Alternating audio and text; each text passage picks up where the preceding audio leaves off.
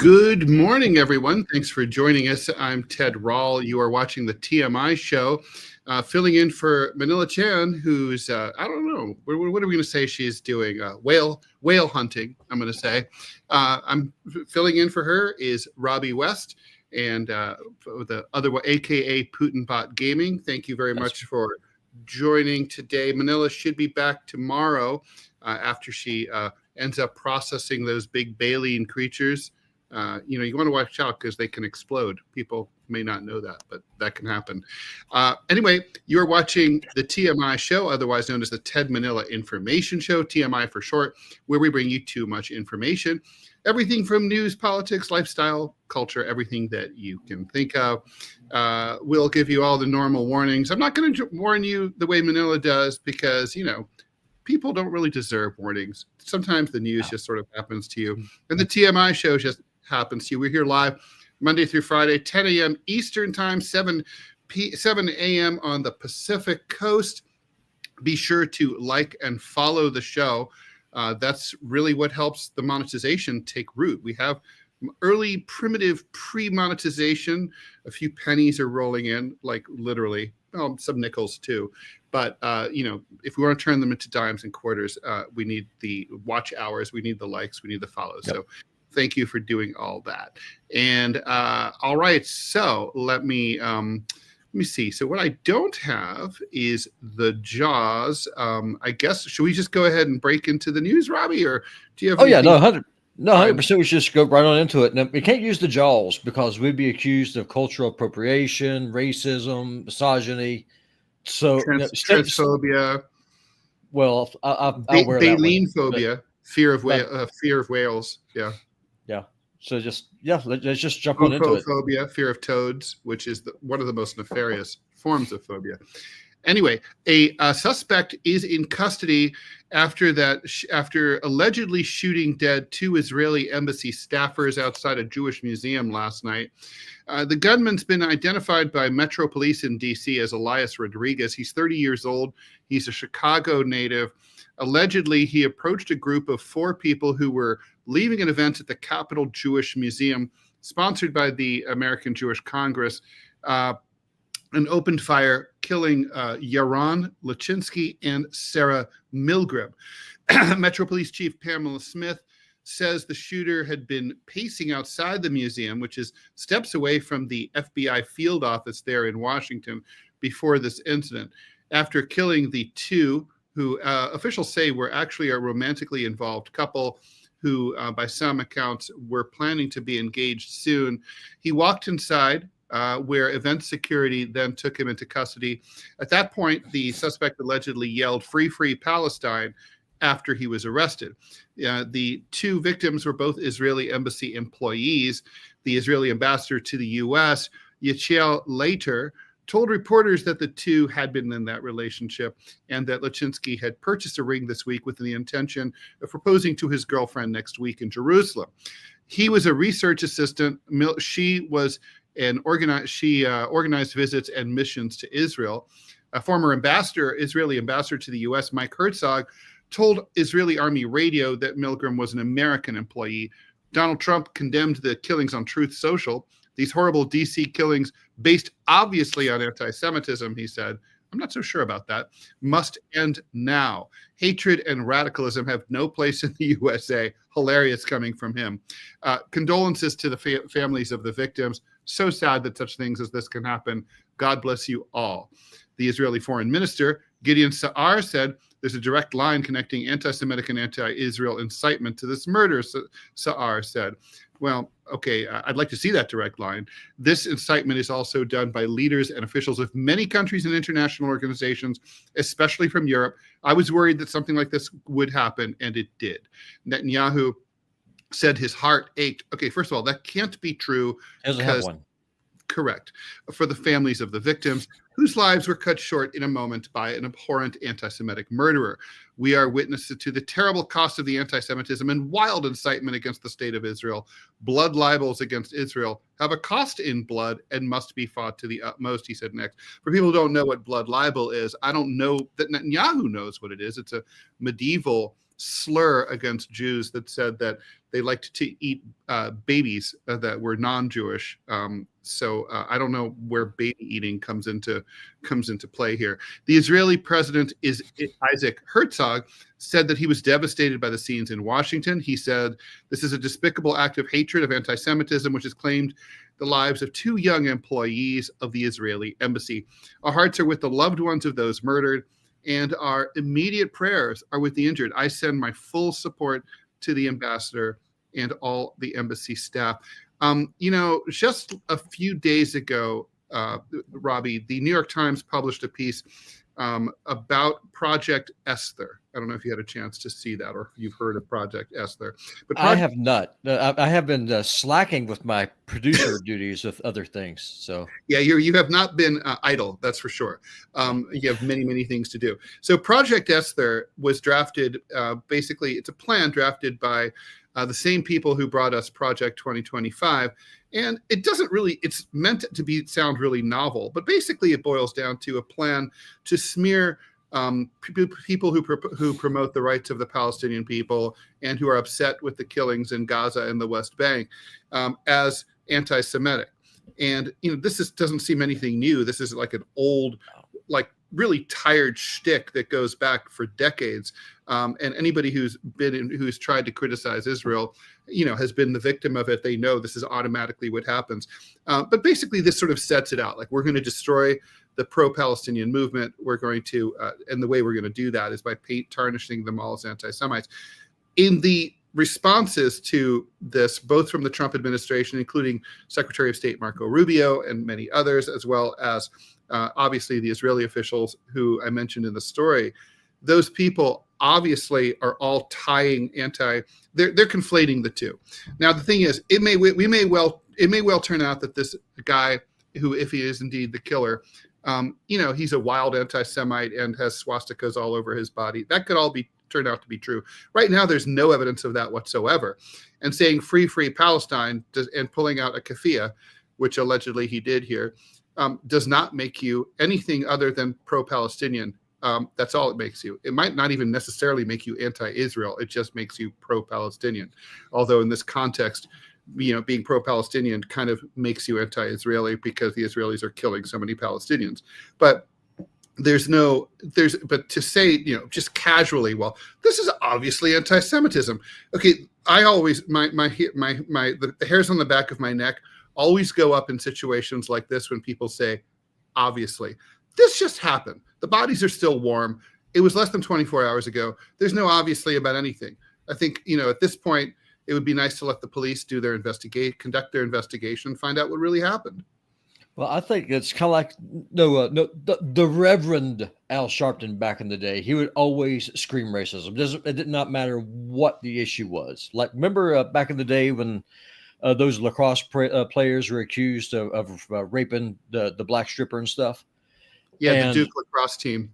Yeah, so this is just the same thing. What this looks like to me is it's people who are intellectually either stupid or lazy. They can't make an argument to justify the genocide that they are waging. And so they are slinging the racism / anti-Semitism card because that's all that they have. And so they're not trying to win the argument using facts, using logic, using reason, or even honesty. They're just trying to shut you up by smashing that white guilt club. You shut up, Nazi, shut up, Nazi, shut up, Nazi. And it just doesn't work anymore. It's cheap, and it always was cheap. I have sensed, and maybe mistakenly, but I've sensed that there's a general, I think, a fatigue among the American people, among voters, for this shtick, and I don't know that it's working anymore. I mean, obviously, this gives great ammunition to supporters of Israel to say, "Look at what happened here," but objectively, what we really know is a guy walked up to an event held by a Zionist organization and killed 2 attendees. That's what we really know. And we know that he urged the liberation of Palestine. That's what we know. So there's no, I think most people can sort of assess it for what it is. And just to be clear here, it ain't right, right? Like No. I really, like if you're in a resistance organization, if you favor the emancipation of the Palestinians, it's one thing to say whack a high-ranking general in the IDF. That's like an act of resistance. Okay, Sure. that's a legitimate, I think, form of self-defense. I don't think killing concert goers, at a rave is legitimate act of resistance. I don't think that, killing 2 low-level embassy staffers, although probably no one should work for the state of Israel, for their government, I would say. I mean, it's one thing to live in Israel. It's another thing to be a government employee of such a genocidal regime. But they're low level, and it's sort of like during World War II, most members of, say, the French resistance and the other anti-Nazi resistance organizations tried to avoid killing low-level operatives like that. Even at the end of the war, my grandfather talked about how they sometimes drove Wehrmacht soldiers to the train station and, put them on the train, help them with their bags, said, good luck, hope everything works out for you. It wasn't personal with them. They want to be there. General, it's like, boom. No, of course. I mean, it's just, and the split MAGA world from which, I am a part of, I mean, you can see it. The pro-Zionist, Laura Loomer, Donald Trump, MAGA Zionist types versus everybody else. And I mean, you can see it in live and in color on Twitter right now this morning. And I got into it with some MAGA guy, some Trumper. He's like, well, I suppose that you support what these people did. They're talking to me. I was like, no, you should just be thankful that the police did not use the Israeli option and drop a bomb on the museum when they're going after the shooter and killing everyone in the museum just to get the shooter. So now there is a little bit of a difference there, because that's the justification that Israel uses. Well, there's 300 people in this apartment building, but there's one bad guy. So if we're going to take out the entire freaking building, this is the same thing. You have one bad guy inside the museum. So if you use the Israeli model, you've been perfectly justified just to drop a bomb on the museum, just send them all to meet Jesus and settle it. Yeah, but it's like the old cartoon where the guy's using the shotgun to try to kill the fly. Yeah. I mean, that's I really want to get into this. So I don't want to back table that. Let's get into this MAGA thing. And then I want to talk a little bit about the personalization, the psychological response to something like this, where you just inherently, you see the faces of the two victims. They're both young, attractive, appealing. And you can't help but, like, as an American, like, be able to relate to people like that. I know people like that. I've been friends with people who look just like that. And then it's like, that it makes me self-interrogate, why I care so much about that, but it's harder to personalize the deaths of over 200,000 people in Gaza, some of whom dress a little different than we do and look a little different, not that much different, really. But anyway, I do want to talk about this split in MAGA world. So you can shed some light on this, Robby. I mean, I don't understand, first of all, how much of MAGA world is impacted by this supposed, like, Christians wanting to bring about, evangelists wanting to bring about the end times, and Israel plays some role in that. Is that real? And how real is it? And how much of it is? And then what is the motivation of someone like Donald Trump or his allies for being so up Israel's ass? I mean, what does he get out of it? Besides donations, I mean, both parties get donations from AIPAC. Both parties, Joe Biden was completely in the thrall of Israel. What is it, though, that some people in MAGA world, why are they so drawn to Israel and why are others not? And then how does that split get resolved, or can it? So there's a lot there, and I'll try to unpack as good as I can. No, you're good, because all the things that you're talking about is in my world. Like, I'm a fundamentalist Baptist. I mean, I'm creationist, everything else. Like, I am that crazy religious guy that perfect. Say, Seriously. Perfect. No, please don't talk about the religion at Thanksgiving. That's me.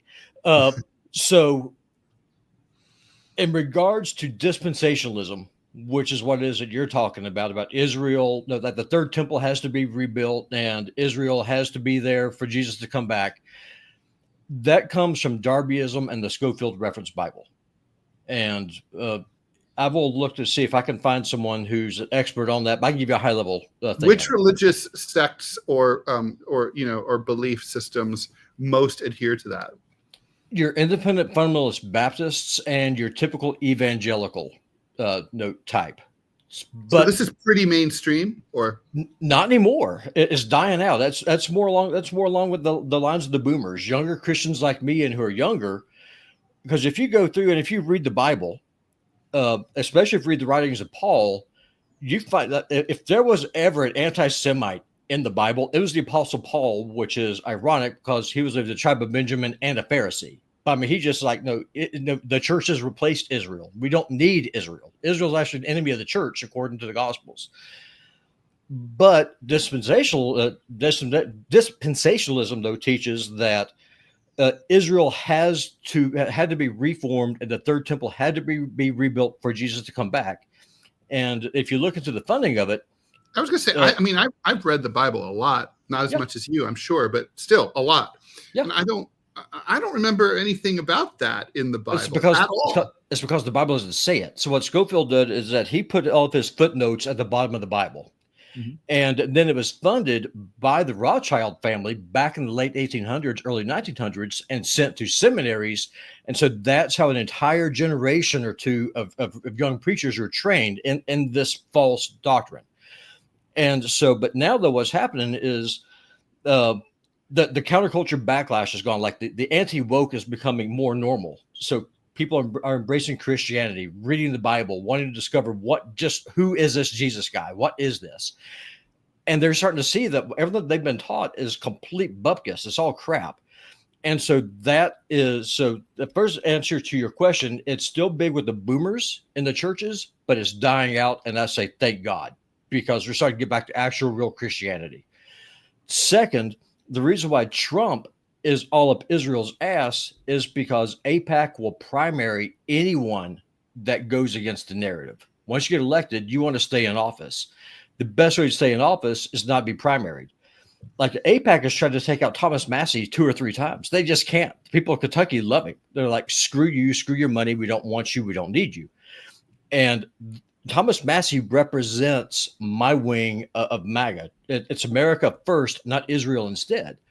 And so it is a huge, that's the split. So like you have the Laura Loomers and the Tim Pools, and the propped up establishment versus podcasters and stuff. Kim Iverson's a big one. Like, she's not even a righty, but I mean, she is, me and her on the same page when it comes to this stuff. It's, you have just a lot of people who just get online in front of a camera like what we're doing right now, and they're reaching thousands of people. And whenever that happens, you have the establishment types try to silence them, but every time they try to silence them, they can't. It's kind of like what's going on right now with Kanye West. The more you try to cut someone's tongue out, the stronger that they get. People are sick and tired of the censorship. And so people are starting to listen to what it is that you're saying that's so dangerous, because I want to hear what you have to say. And so that is why this right-wing populism is growing to the extent that it is. The censorship is backfiring. And I think that your pro-Israel people, they're going to try and push this narrative that if you're opposed to the genocide happening in Gaza, that you're a racist, that you're anti-Semite, or that you can't be a Christian. Meanwhile, the most Christian thing that I can think of that you could possibly do is advocate for people who have no power of their own. I mean, there is nothing greater than that. No, Jesus said, "Blessed are the peacemakers." No, not the missiles, not the bombs, and that is that big split. How does supporting Israel's war, its genocide, how does that benefit the American people?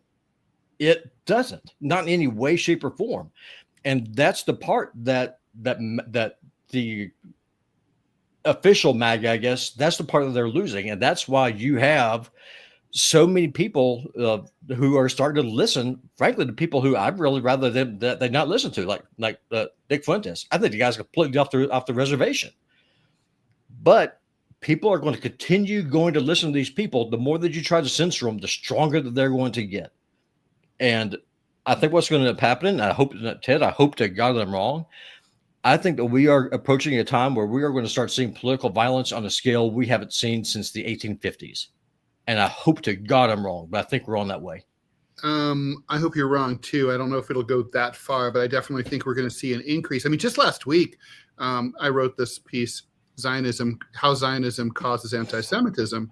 And I was kind of arguing and saying that, like, Jewish people who are pushing this anti-Zionism is anti-Semitism narrative, even against fellow Jews, like Jewish Voice for Peace, are playing a dangerous game. And because, Israel is a nation state. Sure. And what that's doing, and when you see, I mean, what is anti-Semitism, right? It's classically one of the defining aspects is this paranoia that Jews control the media, they control everything. They have like back channels. They're furtive, they're sneaky, they have connections that you and I don't know about, and that if you and I cross them, like, suddenly we can find ourselves out of work, broke, sleeping on the street, and we won't even know what hit us because the secret machinations are always working. Well, all that is true, by the way. And I mean, look what happens. Well, we can have that discussion, but my point is that, like, if you are, let's say you're a Turkish student at Tufts University, and you're walking down the street coming back from dinner, and suddenly masked goons in an unmarked car swoop in and grab you and try to deport you and hold you in prison and don't let you have access to your asthma inhaler and risk killing you. And you later find out that this happened because you co-authored an op-ed for the school paper, and that op-ed was against Israel. And it's the only thing that you did, quote unquote, wrong, even though there's nothing illegal about that whatsoever in this country. In fact, it's protected as hell, that you've always been peaceful. You've never done anything wrong. You're going to start to think, wow, there's secret machinations. I can be walking home from dinner, and just because I crossed these people, I mean, that could cause you, a person who was never anti-Semitic, to start to become anti-Semitic. 100%.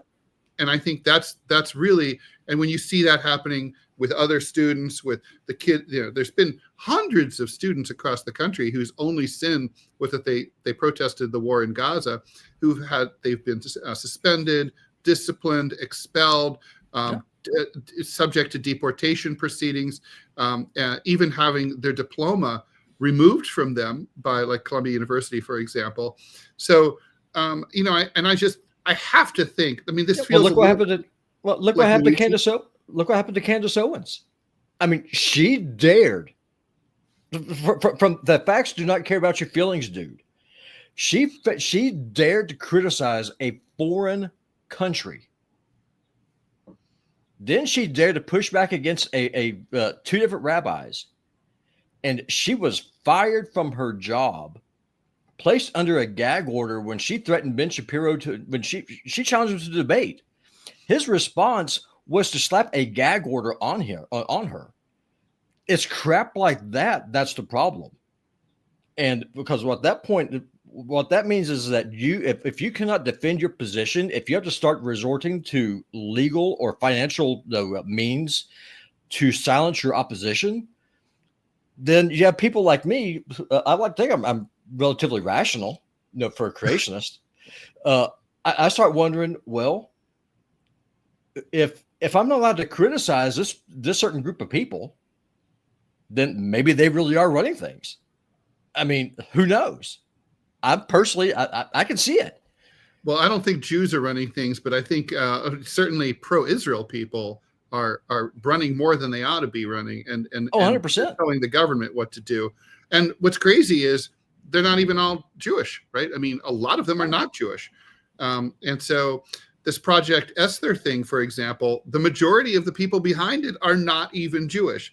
I mean, this is kind of like, I had a friend of mine, he's in a car accident. He's out in the street, fighting with this woman, not physically, yelling at each other. And this other dude walks in and starts to get involved. I'm like, this is like the other dude. He's like the non-Jews getting involved. What's your deal? Like, leave this alone. This is not your business, really. So I'm all right. Well, I think, I mean, I wanted to ask you another thing too about the Luigi aspect of this, right? I mean, this is a 30-year-old suspect. I mean, there's some you can't help but think of Luigi and self-radicalization, if that's in fact what happened here. I mean, look, this is one of those things where probably this guy did it, right? Because he was caught on the scene. We have to say allegedly for the, for legal reasons, but sure. You and I know what probably happened here. I think we're going to see more of this sort of thing, right? I mean, it's like it's just going on, and it's sad. It's really, and it's also sad for Mr. Rodriguez because his life is effectively over now. Sure. And he's, off to prison, probably never going to see the light of day for many, many years, if ever.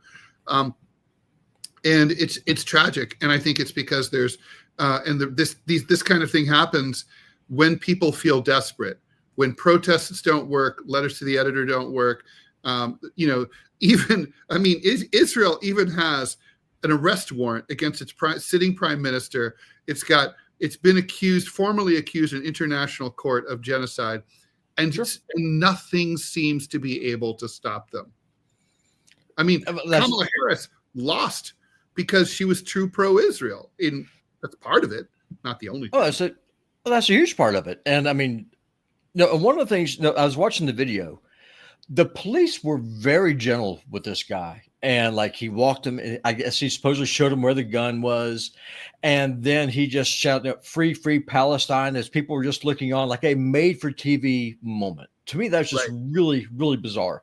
I don't know how it is there in New York City, but where I grew up, just outside of Pensacola, if the cops caught somebody who was a murderer, I mean, he was not looking at the press doing a photo op, change political slogans. He was getting tuned up and getting thrown into a car. So something about this does not pass a smell test with me. I don't know if he's a patsy. I don't know what's going on. It's just, and again, this is one of those things that you're talking about, asking questions. What is real anymore? It's getting harder and harder and harder to tell. Just what exactly is it that's going on? Who is this guy? I mean, if he's Ted, if I was out just walking up and down in front of this museum for however long this dude was, do you think that maybe cops or guards would have come up and say, "Hey, excuse me, sir. Hey there, Whitey. What are you doing?" Maybe not. Right? I mean, in New York City, for example. So I don't know because I've never lived in a big city. Have you ever been to Washington? No. Okay, so I mean, look, Washington is like when you walk around, it's one of the things that I mean, I've been there more times than I know. I couldn't count, but I'll tell you, one of the things you notice is you walk everywhere you go. You're like, oh wow, there's the National Education Association. Oh wow, there's the Department of the Treasury. Oh wow, there's USAID. I mean, every block has like something you've heard of that's a major institution. Oh, there's the Teamsters Union. There's the national headquarters of the mine workers or whatever. They're all there. And so it's not really unusual in a city like that with all these institutions everywhere, with events and these like kind of dinners, like fundraisers that are going on, to have high profile stuff. If you were locking down the block every time something was going on, no one would be able to walk around. And then there's always people people are waiting, they're pacing, they're on the phone, they're waiting for a friend, they're going to dinner. I mean, I think if you're doing security in a city like that, in a situation like that, you can't just stop everyone. It's just kind of not practical. So, gotcha. I mean, hopefully we'll get some more. I mean, I always like to say this after situations like this. Oh, hopefully we'll get some answers. We tend to never get answers, right? I mean, yeah. But we'll see. I think we should move on to the big beautiful bill, which appears to, I bet you have thoughts, Robby. The Republican-controlled House of Representatives narrowly passed that tax and spending bill that is supposedly the bulk of Trump's policy agenda. That happened yesterday, early today, late last night. Trillions of dollars in new debt will be the result if it passes as is. This bill would fulfill a lot of his campaign promises, new tax breaks on tips and car loans, and boosting more spending on the military, because Lord knows you need that, and border enforcement. It'll add about $3.8 trillion to the current $36.2 trillion in national debt over the next budget. That, according to the calculation by the Congressional Budget Office, which calculates these things. Trump's bill passed 215 to 214 just by one vote, very narrow, with all Democrats and 2 Republicans voting no. A 3rd Republican voted present. The package now has to go to the Senate and pass there before Trump can sign it into law. That vote came after a marathon effort that kept Speaker Johnson and other lawmakers debating the bill up through 2 consecutive nights. The bill, which is 1,000 pages long, would extend those tax cuts that Trump passed in 2017 and are due to expire. It would cancel green energy initiatives passed by Biden. It would make it harder to get health and food programs if you're a poor person. You would make it much harder to get Medicaid as well. It would also put some money into cracking down on illegal immigration, adding thousands and thousands of border guards, and creating the capacity to deport up to 1 million people every year. And now it goes on to the Senate. Now, Democrats could stop this in the Senate. They can. There's many ways that they could do to do this. I'm curious to see what they're going to do, if anything. But this bill, the tax cuts that are extended, I'm very much against. But I'm curious what you have to say here. I mean, I'm sure you're not liking the deficits. No, I think it's fiscal suicide, because listening. My work day, for people who don't know, like, I get up at 4:00 in the morning to start get ready for my day job, and so I was listening to Thomas Massey, and he was just like, one of the nothing. votes. Yeah, he was just like, nothing ever good comes out of a bunch of congressmen getting together after midnight. So this is stupid. And then he pointed out that doing his own math, and the guy's smart as hell. He was just like, this is not going to be a $10 trillion deficit. This is going to be closer to a $30 deficit over 10 years. This is just completely insane. And I agree with him. And it just goes to show why Trump hates the man so much. It's because it's that whole split.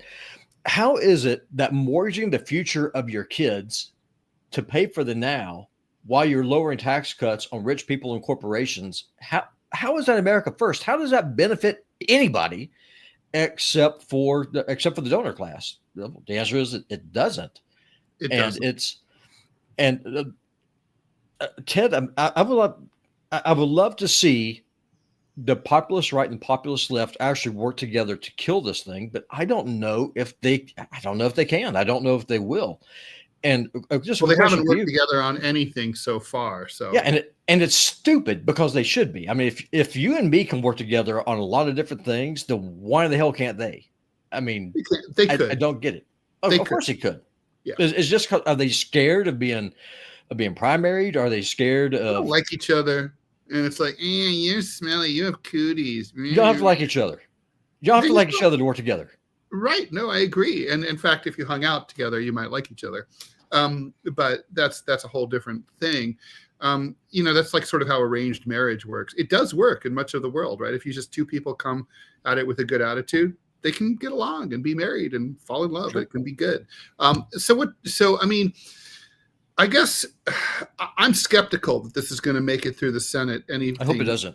Now, I'm guessing that both the Democrats will go along with the renewal of the tax cuts, just for the simple reason that no one ever wants to be perceived as said, like, as having increased taxes. Donald Trump cut taxes. Democrats increase taxes. Vote Republican 2026. What difference does it make if it creates more? If it creates more inflation, what difference does it make? I mean, seriously, what the hell difference does it make? So my problem is, of course, first and foremost, the military spending. The last thing we should be doing, I mean, you read my book. I mean, we should cut military spending by 95%. We shouldn't be increasing it at all. It's 99%. It's 95% totally wasted. We currently are spending over $1 trillion a year on the military. Brazil has the same borders that we do, and we could spend, and they only spend $20 billion a year because they don't have military bases all over the world. They're not invading anyone. They don't fight proxy wars against anyone. To defend Brazil, which by the way is a lot harder to defend than to defend the United States, they have borders with countries that they don't get along with. We don't have that. So, I mean, I guess we will soon, the way we've been treating Canada. But generally speaking, up until now, it's been easy. So, yeah, the military spending, I think, thing is atrocious. Also, I think work requirements for Medicaid were always problematic. But you're talking about a time when it's very hard to find work. So you're telling people who are sick, go out and try to find a job that you can't find. Otherwise, you can't see a doctor. I mean, sorry. I mean, a lot of sick people shouldn't be working at all. And, that's why they're called sick days. And it's like, if you are, the whole thing just seems, it's kind of sick. It seems a little bit like old-fashioned country club republicanism. I don't know what it is. I mean, I know it's disgusting. I know that if I was in Congress, I would have voted against it. And I'm probably one of the farthest to the right people that and I would tell Trump to stick in his pipe and smoke it, because this does not help anybody except for his donors. This helps no one. It's a disaster. I'm not against deficit spending if it's for a good reason.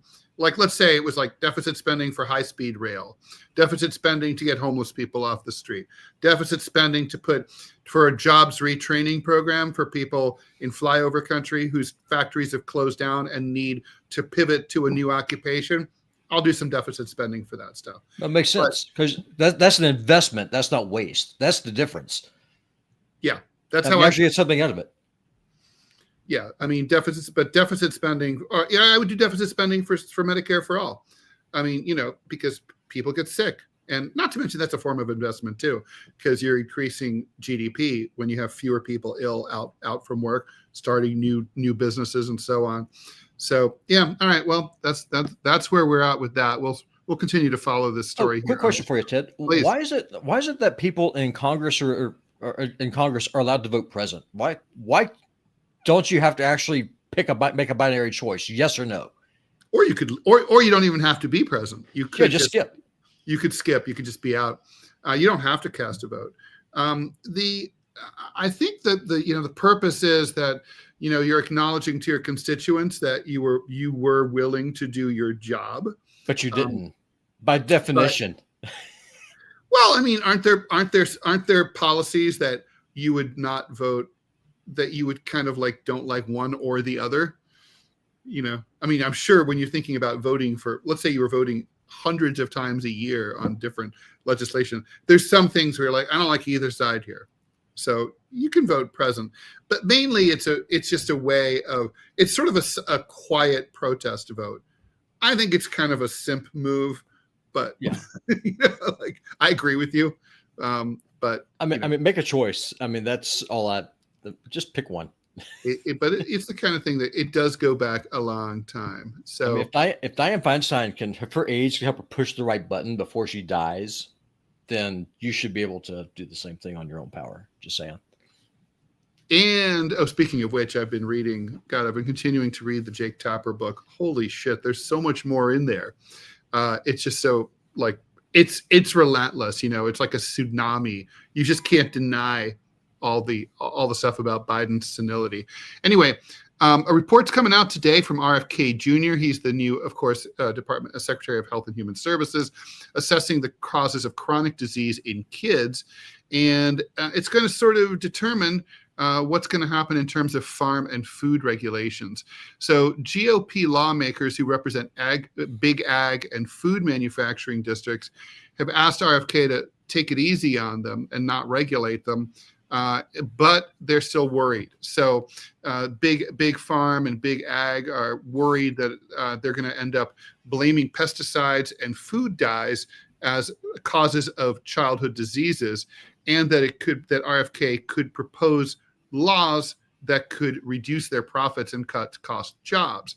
Even if RFK steers clear of any regulatory proposals in that report, and we have no idea whether he will or not, they're afraid that it could also, his report could dampen demand for their products. We have 88,000 farms in Missouri. And so my goal is to make sure that we feed Missouri and that we feed the world, and that we make sure that our producers have the tools they need to have the most effective crops, the healthiest crops, said Representative Mark Alford, Republican, from an area near Kansas City. At a Senate hearing, Kennedy told Mississippi Republican Cindy Hyde-Smith that farmers have nothing to worry about. He also said the same thing last week at a House hearing where Andy Harris, who's Eastern Shore, that's I believe Maryland, constituents use pesticide to protect their corn, soybeans, and wheat. We cannot make America healthy again without the partnership of the American farmers. We cannot be putting them out of business, Kennedy assured Harris. I don't know. I'm looking forward to the report. I'm pretty sure that food additives and dyes do cause all sorts of diseases and illnesses. I'm not a doctor, but I'm pretty sure that's true, not just for kids, but for adults as well. I would like to see those reduced or eliminated, ideally. No, same here. I mean, I live in farm country. I mean, I would love to see it all go away. I don't understand how poisoning your customers is a good business plan. I don't understand it, but maybe I'm just not smart enough to understand it. Well, so part of it is marketing, right? Like, so for example, tomatoes, the prettier they are, the worse they taste, right? So like the ones that are perfectly shaped, like in the, if you think about the platonic ideal of the tomato, it tastes like cardboard. But like a nasty, if you think about like a great, amazing tomato you plucked off your vine in your backyard, now that's a yummy tomato, but it probably didn't look so good. So part of it is just like selling stuff that looks good, but it's also, I think it's sort of a death race. If you had the federal government step in and say, no one can breed tomatoes to do that, then there would be no pressure on marketers to make pretty tomatoes. They wouldn't have to. And so that's where government regulation can really prove helpful. I'm also not sympathetic to the idea, this is the way we've always done things, and therefore this is the way we always have to do them. Here in New York City, when former Mayor Michael Bloomberg passed the no smoking in bars and restaurants law, to hear the Restaurateurs Association tell it, no one in New York City was ever going to go out again, and nightlife was going to be dead because everyone wants to be around smoking, even if they don't smoke themselves, because smoking is what you think of when you think of nightlife, anywhere where booze is served. Okay, well, that turned out not to be true. As soon as the law passed, more people went out because there were a lot of non-smokers who didn't go out and didn't appreciate the secondhand smoke. I wouldn't be at all surprised if these rules are strong and effective, that this would actually increase sales for these farms, and in the long run they'll end up doing better than they are now. Well, I mean, no one wants to eat poison. I mean, ultimately, I mean that is a thing. If you want to live a happy and healthy and productive life, kind of like how Trump is talking about getting people, I guess Republicans are trying to get people off of Medicaid. A good way to do that is stop poisoning them. So I mean, these are things that you're able to do. And for the life of me, Ted, I cannot understand why it costs more to go get a salad than it does to get a bag of chips and a Coke. I mean, why is that? It makes no sense to me. Well, there's economies of scale, right? Like a bag of chips and a Coke are loaded with preservatives. They're vacuum packed. They can keep, after a zombie apocalypse, they're going to be edible thousands of years from now. Whereas like a fresh salad, has a expiration date of basically tomorrow. So it's like, I think storage, distribution, it makes those things are challenging. I mean, you think about oranges come from, say, Florida to New York, up I-95. Well, they can't pick them when they're ripe, right? They have to pick them before they're ripe and let them sort of ripen in the truck. But, and then I worked in a grocery store, I unloaded the trucks. It takes a while, right? I mean, it's weeks in many cases between the time something was alive and the time that you're eating it. So yeah, for sure. They pump it full of shit. I mean, one of the things I would love to see, and this can be an unpopular opinion, but I think we should stop importing all this food from around the world and just have seasonal food like they used to do back in the old days. I mean, I think that having the accessibility to all the food that we have now with refrigeration and the chemicals, I think that does more harm than good. I agree. No, I mean, I think I have some sympathy for or some interest in importing foods that, let's say, like, for example, you go to the Asian market and they have star fruit. Well, you know, and let's say you're Chinese American and you be loving your star fruit. Well, you can't get those here. So, I mean, you know, I could see importing stuff like that. What the hell is a star fruit? It's a fruit that's in the shape of a star, and you know, never heard of it. There's a lot of weird fruits from overseas. Anyway, the point is, but I mean, and you know, it's hard to make, for example, enough bananas in the United States, right? But sure. But basically, there's a lot of shit we should, and I'd go outside of food. I think generally speaking, if American producers can produce a product, there's no reason to import it at all, and it should just not be. I mean, it's bad for the environment. It's bad for American producers. It's like why would you encourage competition with your own people?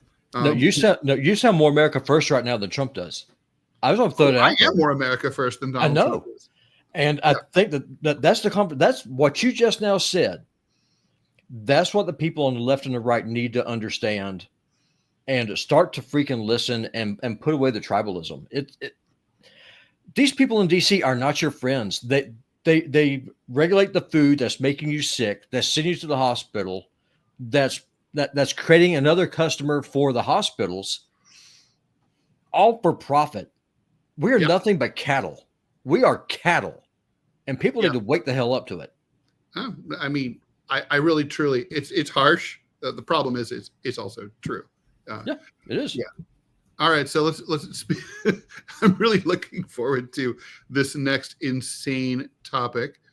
Here we go. I like insane topics. Mouth taping is a viral trend where people tape their lips shut before they go to sleep at night to encourage breathing from their nose instead of mouth breathing. People who are into this say it improves your sleep, reduces your snoring, you get fresher morning breath. I find that hard to believe. Improved oral health and even a more defined jawline. Gwyneth Paltrow, Ashley Graham, and Jimmy Fallon are a few of the celebs who have hopped onto this trend, and health and wellness influencers like Corey Rodriguez and James June have racked up millions of views touting this tactic. I've been doing this now for a couple of months after seeing this, and it's life-changing. Best sleep of my life, commented as one social media user. Sleep so much better, lessened snoring, no dry mouth, chimed in another. But some people say not so fast. Skeptics are raising concerns about risks like, I would suffocate, always a concern. I'd probably die halfway through the night. Doctors say that might be true. The general concept of mouth taping from a scientific and biological perspective doesn't make a lot of sense. That, according to Dr. Brian Rottenberg, the Canadian ENT surgeon, told the New York Post. Snoring is often linked to obstructive sleep apnea that affects about 30 million Americans. It causes... That is a great name, by the way, for an ENT doc. Rottenberg? Yeah, that's fantastic. Okay. I thought you were going to say that obstructive sleep apnea is the name of your new heavy metal band. But anyway, hello, New York. Well, obstructive sleep apnea. It causes the upper airways to collapse or to narrow and constrict, and it interrupts your breathing at night. In 10 studies involving 213 people, Rottenberg and his colleagues found out that only 2 studies actually find that mouth taping might slightly help some people with mild apnea. The other 8 studies show no benefit whatsoever. Even worse, 4 of the studies actually say you might choke to death, especially if your apnea is caused by nasal blockages. So sleep apnea causes the upper airways to collapse, forcing some people to breathe through their mouths at night. But if your nose is blocked and you tape your mouth shut, there's nothing left to breathe through at that point, Rottenberg warned, except for your ass, I suppose. That's where the risk comes in. Rottenberg doesn't believe mouth tapping would be fatal if you blocked your nasal passages, since your body would probably wake you up before things went too far. However, he has had some patients who struggled with mouth taping, and in some cases, it actually made their apnea worse. You can imagine if the trend was to continue and you don't take the mouth tape off, at that point, there would be a very real risk of something terrible happening, said Rottenberg. Yeah. I vote. Look, I snore like a motherfucker. And I am not going to tape my mouth shut at night because I get like my nose gets all completely constricted. I mean, I have allergies. My right nostril for some reason is always the one that gets gunked up with boogers. I'm not doing that. I'm not taping my mouth shut. I want all my breathing options available until I die. No, use a neti pot. Honestly, use a neti pot. That'll help. Also, taking a Zyrtec before you go to sleep or something like that on really bad nights, that helps too. No, also, if you want to avoid drooling and stuff, like at night, ironically, you need to drink more water, which is really interesting. My wife drools. I mean, it's kind of drink more water. It's kind of like a Labrador. No, she's kind of like a Labrador Retriever. Now, granted, the coloring matches. I drool a lot too. I mean, just it's fantastic. Yeah,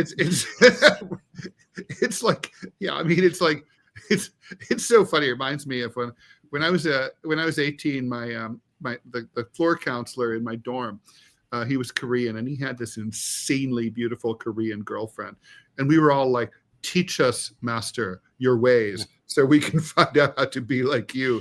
And he was like, "Guys, don't mystify ladies. Once you see like when they forget to flush the toilet or something, they're just like us."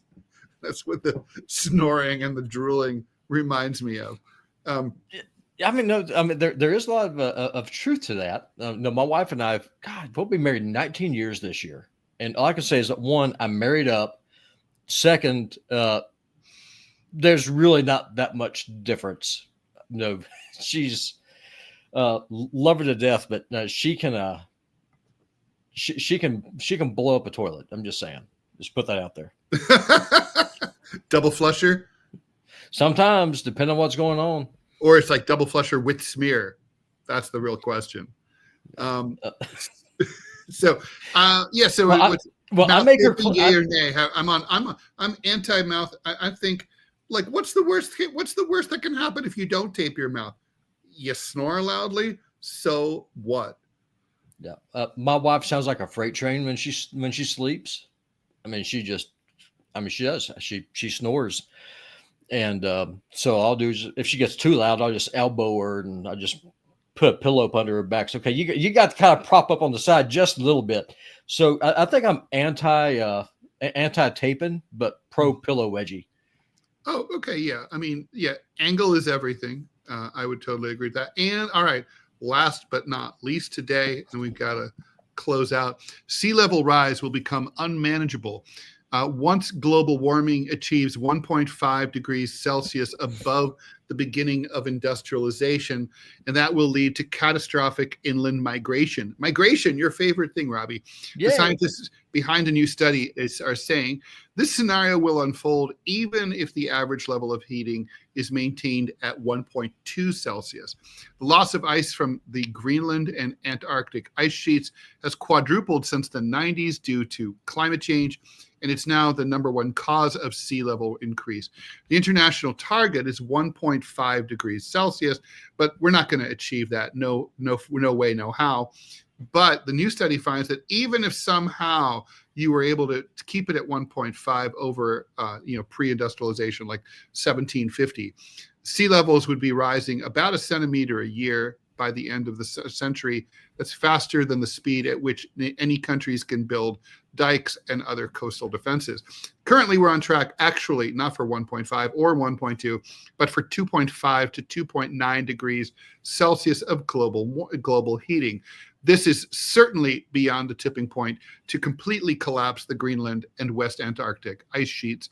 Those ice sheets will lead to a 12-meter increase in sea level rise. So to put that into perspective, that's 36 feet. And if you're walking along the shoreline in, say, Lower Manhattan or San Francisco or, Miami Beach, you can easily imagine. But I think people don't really get, like, 36 feet of water. It doesn't go 36 feet inland. It goes thousands of feet inland, depending on what the topography looks like. Today, about 230. Sorry, At go ahead. least at least New Orleans would be gone. So there is that is a plus. I love New Orleans. I totally disagree with that. Until this all, interestingly, I heard that when New Orleans was originally laid out, the French asked local indigenous people to show them the highest level of possible flooding ever historically, and the locals knew, and they were like, okay, that'll be the French Quarter. So they drew the borders around the old city. So they just were like, we'll never be flooded, and so. It's true. Even during Hurricane Katrina, French Quarter didn't get flooded. It's the sprawl. Yeah, it's the sprawl and building in places like the lower Ninth Ward, which are really like too low. There just shouldn't be anything there. Anyway, about 230 million people, about a quarter of a billion people, live within just 1 meter above current sea level. 1 billion people live within 10 meters above sea level. That's 1 out of 8 people on Earth. Even just a 20 centimeter increase in sea level, that's about 8 inches, by the year 2050, would lead to global food damages of about $1 trillion a year for the world's 136 biggest cities along coasts, and huge impacts on people's lives and livelihoods. However, the scientists say that every fraction of a degree of global warming that's avoided would still help or mitigate it, because it would slow the rate of the increase, give us more time to prepare, and save lives and reduce suffering. Sea level rise is the biggest long-term impact of the climate crisis. Research shows that it's happening a lot faster than we previously expected. The 1.5 limit was viewed as a way to avoid the worst consequences, but now there's no way we're going to get there. And this new research shows that actually it was more like 1 or 1.2. The safe limit, they say, was probably under 1 degree Celsius. So that's gone, daddy, gone. We that's in the rearview mirror. We're already fucked. Sea level rise of between 1 to 2 meters is now inevitable, the scientists say. In the UK, just 1 meter of sea level rise would see part of the Fens and Humberside drop below sea level. I mean, obviously things like this have happened in the past. Sure. Like, for example, we know that parts of the Jamestown colony where, the ruins of it have been found underwater, so we've had sea level rises, but this is happening. This is man-made, and it's happening super, super fast. I mean, I kind of think, like, don't bother to recycle, because it's like, buy an SUV. It kind of doesn't matter anymore. We probably should have listened back in the 1960s and 1970s when environmentalists were raising the alarm. And now we should just be involved in mitigation at this point, building walls, moving populations, planning new cities.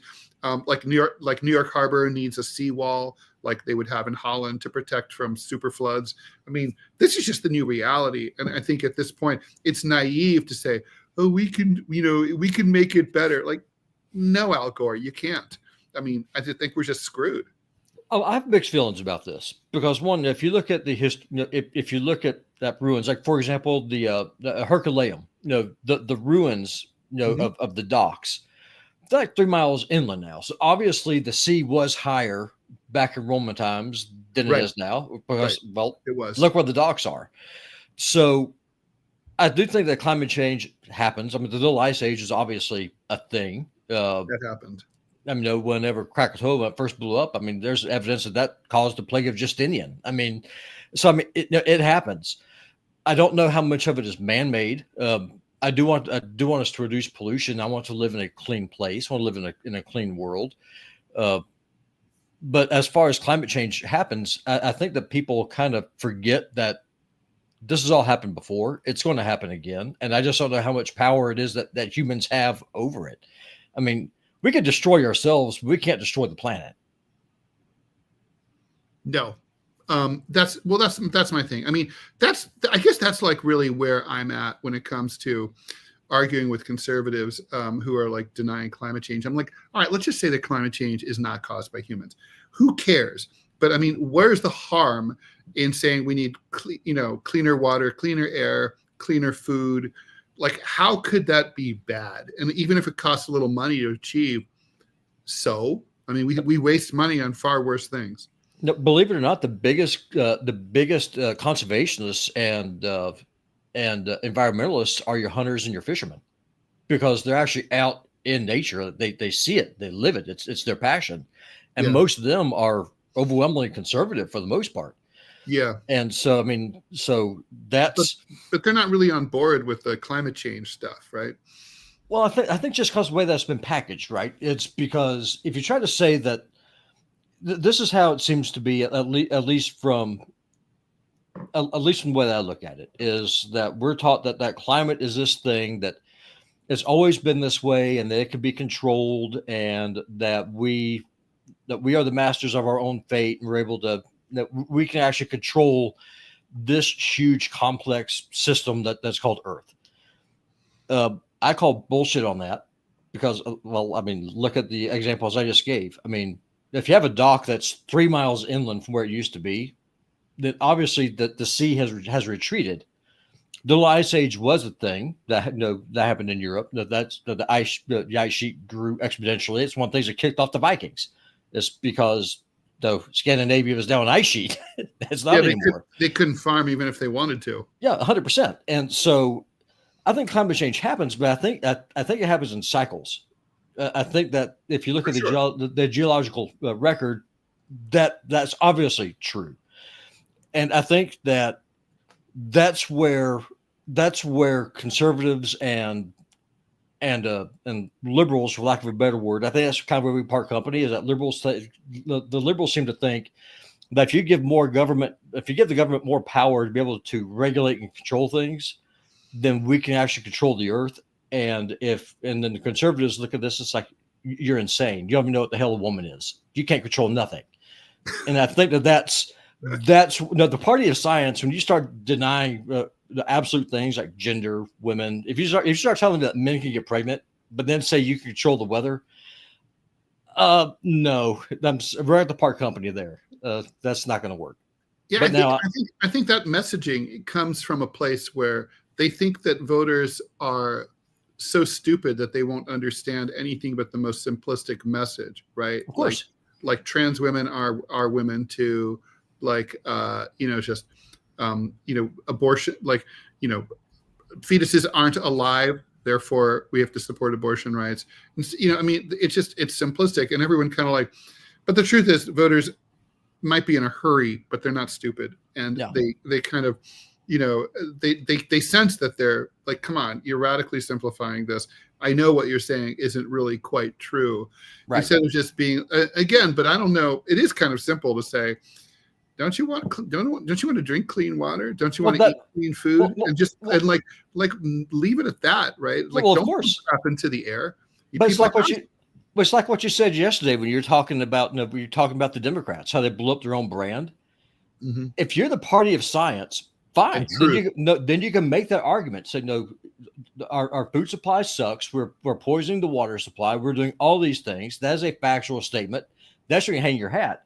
But when you start trying to wrap your science in with ideology, and you start saying that women can get prostate cancer, that's when you start losing people who are able to actually think and have rational thoughts, because you cannot be the party of science while denying the absolute scientific fact of the most basic things that you learn in elementary school. So, I mean, that's the problem. And that's why so many people on my side of the aisle think the global warming is just complete bupkis. It's because the Democrats and the left at large have completely wrecked they've wrecked their credibility. Well, look, the fact is that this also kind of began with Ronald Reagan. I mean, Republicans never thought that climate change wasn't real or caused by human beings until Reagan started he was a troll, right? That's the thing is, Trump is the brand of Republicans is trolling and owning the libs. That's the brand, and they don't, as long as you don't break your brand, you're okay. As long as the brand is appealing, and so far the brand is appealing. Democrats, of course, as I read about the lies about Biden, oh boy, oh boy, oh boy. Anyway, we have an ad if you want me to read it. Yeah, go ahead and read it. Yeah, hold on just one second here, boys and girls. And then we'll disappear into the ether until tomorrow. So if you tried 1775 coffee, now's your shot. The 1775 starter kit just dropped, only 1,000 units. You're getting the bold, dark roast that hits harder than a CNN fact check, the smooth, medium roast, and the Vitality Mushroom coffee for clean energy and laser focused, no crash. The single origin, small batch, toxin free, and mold free. Plus, you're also getting the gold spoon clip because freedom isn't scooped with plastic. A frother strong enough to stir up your coffee and your mother-in-law's political opinions. My mother-in-law is coming here in June, by the way, so pray for me. A black 1775 tumbler that says, I don't take life advice or caffeine from a woke sea witch. $170 worth of coffee and gear, yours for $99. This is for the ones who've been watching 1775 blow up on Rumble. Wonder if it's actually worth it. Spoiler, it is. Go to 1775coffee.com/studio and grab your starter kit before they're gone. Bold beans, clean fuel, and a morning routine that stands for something. Just like Rumble does, start your day with coffee that actually backs what you believe. Two bits of breaking news before we go, Robbie. The U.S. Supreme Court has deadlocked 4-4 with Amy Coney Barrett abstaining, so that saying that state funding is not allowed for religious charter schools. That was something that was much watched. Also, a federal judge has issued an injunction against the Trump administration, prohibiting them from shutting down the U.S. Department of Education or firing 1,300 Education Department employees who have previously already been doged. So we'll follow all that. Well, Trump just needs to ignore that guy. Screw him. Just ignore him. Yeah, well, that's true. He doesn't have the authority. No. All right, so please subscribe. Please subscribe. Substitute. I want to sing the Who song. Please subscribe to the TMI Show here on Rumble and as well as on YouTube. Please become a paid subscriber. It's $5 a month, so we can keep doing this. And if you like what you see and find value in what we're doing, please help us continue. We're fully independent. We rely on you, so smash that button. We really appreciate it. Thanks to Robby, a.k.a. PutinBot Gaming, on Twitter and elsewhere for supporting us, producing the show, moderating the chat, and filling in for Manila today. And that's going to do it here on the TMI Show for Thursday, May 22nd. Much appreciated. I'm going to see if I can find the little thing. Okay, bye, everyone. Ciao. Hi, y'all.